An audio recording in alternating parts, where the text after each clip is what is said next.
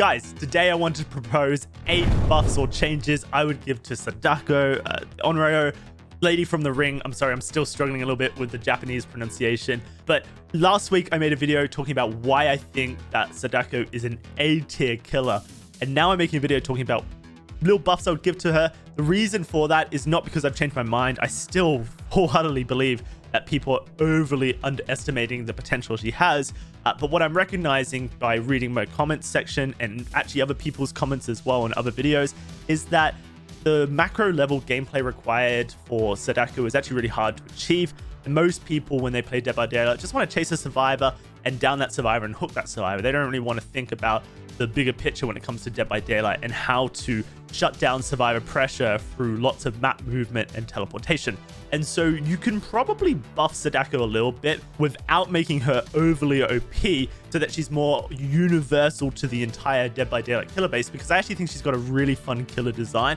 And if more people are interested in playing her, then that's obviously good for Dead by Daylight. So as you're listening to my opinions, if you like something I say, please give a thumbs up and comment below if you agree or disagree with some of the things that I'm suggesting in this video. So the first thing I would change about Sadako is the TV projection cooldown. Currently, it's 100 seconds for a TV to turn back on after you've teleported to it. And you consider that a survivor can then turn that TV off for an additional 60 seconds. That is a long time for a TV to be turned off. That is theoretically 8 solo generators worth of time that a TV can be disabled if you project to it and a survivor then interacts with it. And yes, you can run iridescent videotape, which turns on the last 4 TVs that you projected to if you are able to successfully hit a survivor after projecting to a TV. And yes, you could run iridescent videotape, which turns on the last 4 TVs that you projected to if you're able to successfully hit a survivor after teleporting to a TV, but that's an iridescent add-on, so that's not a very viable balancing option for Sadako. I don't know what a reasonable number is for balance when it comes to the TV cooldown, but I think 100 seconds is too long. Like, that's more than a generator. 80 seconds is how long a solo generator takes, and if 2 survivors are on it, it's about 47 seconds. So I would want it to be somewhere between 47 and 80 seconds so that Sadako can actually deal with survivors. Right now in my head, I'm thinking about 60 seconds seems like a more reasonable cooldown if you teleport to that TV. The second buff I would like to see for Sadako is the manifestation slowdown removed. I stand corrected, she actually does get slowed down to 92% movement speed for that 2.5 seconds that she's channeling manifestation. And I just think that's so unnecessary for her. She's not a wraith, she's not completely invisible, and she doesn't get a speed boost after she's finished manifesting either. So if you remove that slowdown, you're going to immediately appease the majority of Dead by Daylight killers that actually just want to 1v1 the survivors and chase them until they down them, rather than playing that macro gameplay of teleportation and hit and run. And that solves a lot of issues with people thinking that she's a weak killer, in my opinion. The third thing I would like to see changed about Sadako is that you just take Bloody Fingernails, the add-on that increases the post-projection speed boost duration by 50%, and just make it base kit. This add-on is Sadako's Rat Liver, Tube Pen, Combat Strap, the add-on that you have to run on Sadako if you want to play her well. And the devs need to stop making add-ons like this that are requirements of playing her to a high level versus good survivors. So take this add-on, incorporate it into a base kit. If you need to nerf the speed boost duration a little bit to make that happen, then that's fine. But let's not have an add-on like this that is a requirement to play her at high level. Let's make that base kit. Changes 4 to 8 all revolve around Sadako's condemnation status effect. Now, before I tell you those changes and potential buffs for condemnation, let me just preface it with the fact that I think behavior actually don't want you to get a condemnation Mori very frequently whatsoever.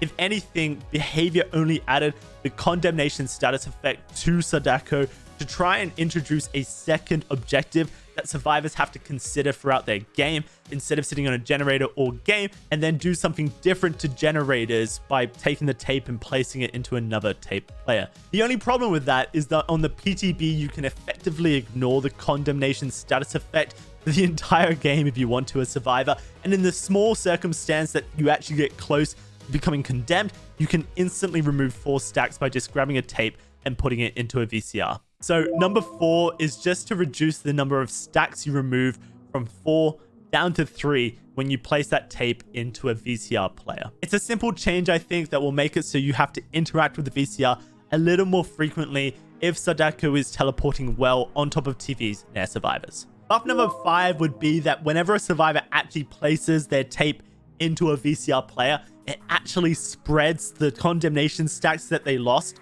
over to the other survivors on their team. Everyone gets 1 stack each, and I think this really plays into the lore of Sadako and fits Dead by Daylight's interpretation of her really well, because when you're putting the tape in, you're spreading her message, and if by spreading her message you actually spread the stacks to other teammates, that would be a really interesting mechanic. It would make survivors question whether or not they should be selfless or selfish, which I think is a really fun thing in Dead by Daylight. That's always been a theme. Do you play as a selfless team player, or do you play selfish and try and get that solo escape? And this could really play in with Sadako's kit. A simple buff to condemnation would just be to make it build up passively over time, not just when you're holding a videotape. You could do this to all survivors throughout the entire trial always, or make it more thematic and do it only when you're within 60 meters of a TV set, which then gives you information of whether or not you can be teleported towards and whether you'll gain additional stacks when that projection comes through.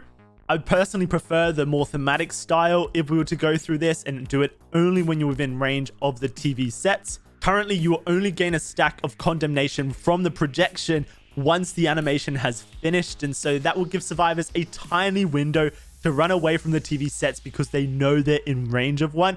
And I think that's actually a pretty good, back and forth for the survivors that won't necessarily hurt the Sadako's power too much. Buff number 7 would be to make the survivor exposed once they hit a certain amount of stacks of condemnation. Currently, once you hit 7, yes, you can be moried even if you haven't been hooked, but it's not very threatening because you can always just get rid of it. But what if at like 4 or 5 stacks you actually became exposed? Then survivors will want to interact with the VCRs more often, getting them off generators and making her power more thematic. Or you could go to the extreme with buff number 8 and just make it if you reach stack number 7 of condemnation, you cannot reduce your stacks anymore. You are stuck at 7 stacks, which means you are going to get moried on your next down. Now, obviously, this is quite a severe buff, and it will probably mean that survivors will never let you get that mini mori for Sadako, which could be a negative in your eyes, but it would 100% make survivors scared of being condemned, and they would have to interact with the VCRs more frequently, which is kind of the point of all these proposed buffs.